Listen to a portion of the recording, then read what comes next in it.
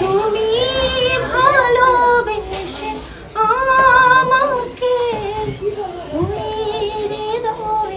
বেঁধে রাখো না, তুমি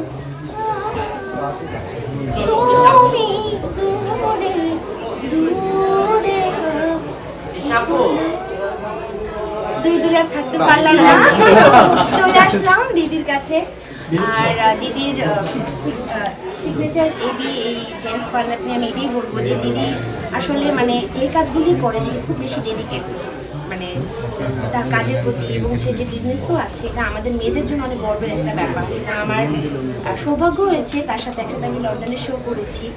তো মানে তার কাছ থেকে অনেক কিছু শেখার আছে, তার ধৈর্য, তার উদ্ভাবনতা এবং কাজের প্রতি ডেডিকেশন, মানে অনেক অনেক মানে সে আরও অনেক দূর এগিয়ে যাক এবং আমরা মেয়েরা অনেক বেশি প্রাউড ফিল করি তাকে নিয়ে।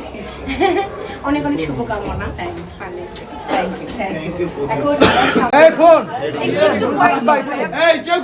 একটু সাইলেন্ট থাকি।